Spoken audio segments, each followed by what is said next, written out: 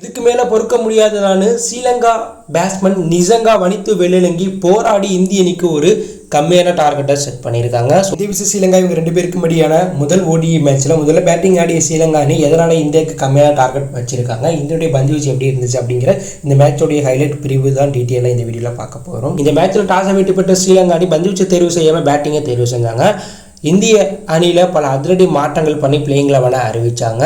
முதல்ல பேட்டிங் ஆட வந்த ஸ்ரீலங்கா அணியோடைய தொடக்கம் மோசமாக இருந்துச்சு. அந்த அணியில் நிசங்கா, பெர்னாண்டோ தொடக்க ஆட்டக்காரர்களாக உள்ளே வந்தாலும் மூன்றாவது பாலில் 7 ரன் அந்த அணி இருக்கும்போது முதல் விக்கெட்டாக பெர்னாண்டோ 7 பாலுக்கு 1 ரன் அடிச்சிருக்கும் போது சிராக் போட்ட பாலில் ஹர்தீப் சிங்கிட்ட கேட்ச் கொடுத்துட்டு வெளில போயிட்டாங்க. அடுத்ததாக வந்த குஷால் மெண்டிஸ் நிசங்கா கூட பார்ட்னர்ஷிப் அமைச்சு ஒரு 10 ரன்னை கடந்தார். ஆனால் 14வது ஓவரில் முதல் பாலில் 46 ரன் அந்த அணி இருக்கும்போது 2வது விக்கெட்டாக குஷால் மெண்டிஸ் 31 பாலுக்கு 14 ரன் அடிச்சிருக்கும் போது சிவம் துபே போட்ட பாலில் எல்பி ஆகிட்டு வெளில போயிட்டார். ஓடிஐயில் சிவம் துபே எடுக்கிற முதல் விக்கெட் இதுதான்.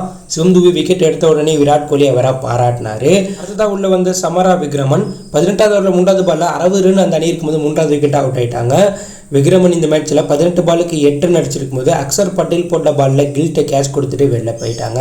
அடுத்ததாக வந்த கேப்டன் அசலங்கா 21 பாலுக்கு 14 ரன் அடிச்சிருக்கும் போது குல்தீப் யாதவ் போட்ட பாலை ரோஹித்தை கேட்ச் கொடுத்துட்டு வெளில போயிட்டாங்க. தொடக்கத்தில் இருந்தே ஸ்ரீலங்கா அணி வெற்றி பெற ஸ்ரீலங்கா அணி நிறைய டார்கெட் அடிக்க போகிறான்னு நிசங்கா 28வது ஓவரில் 3வது பாலில் 101 ரன் அந்த அணி இருக்கும்போது 5வது விக்கெட்டாக அவுட் ஆகிட்டாங்க. இந்த மேட்ச்சில் புதம் நிசங்கா 75 பாலுக்கு 56 ரன் 9 பவுண்டரி 74 கிட்ட சேக்கெட் வச்சிருக்கும் போது வாஷிங்டன் சுந்தர் போட்ட பாலில் எல்பி ஆகிட்டு வெளில போயிட்டாங்க.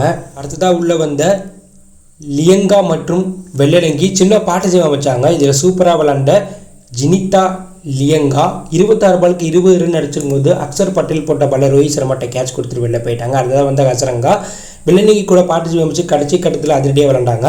இதில் ஹசரங்கா 35 பாலுக்கு 24 ரன் அடித்தாங்க. அதே போல் தனஞ்சயா 21 பாலுக்கு 17 ரன் அடித்து கேமியோனாக விளாண்டாங்க. ஸோ மிடில் ஆர்டரில் வந்து கடைசி வரையும் போராடின துனித்து வெள்ளலங்கி 65 பாலுக்கு 67 ரன் 7 பவுண்டரி 2 சிக்ஸ் 103 கிட்ட சேக்கெட் வச்சு கிரீஸில் இருந்தார். இதனால ஸ்ரீலங்கா அணி 50 ஓவர் முடிவில் 8 விக்கெட்டில் பேருக்கு 230 ரன் இந்திய அணிக்கு ஒரு டீசெண்டான டார்கெட்டை செட் பண்ணியிருக்காங்க. இந்த மேட்ச்சில் ஸ்ரீலங்காவுடைய தொடக்கம் மோசமாக இருந்தாலும் அந்த அணியை சேர்ந்த மிடில் ஆர்டர் மற்றும் லோயர் ஆர்டர் சிறப்பாக பேட்டிங் விளாண்டதுனால இந்திய அணிக்கு டீசெண்டான ஒரு டார்கெட்டை செட் பண்ணியிருக்காங்க. இந்திய அணி பந்து வீச்சு தரப்பில் ஹர்தீப் சிங், அக்சர் பட்டேல் தலா 2 விக்கெட்டும், சிவம் துபே, குல்தீப் யாதவ், வாஷிங்டன் சுந்தர், சிராஜ் தலா ஒவ்வொரு விக்கெட் எடுத்திருக்காங்க. ஸோ ஸ்ரீலங்காக்கு எதிராக இந்திய அணி இந்த 230 ரன்னை 30 ஓவர்லேயே அடிச்சிருவாங்க.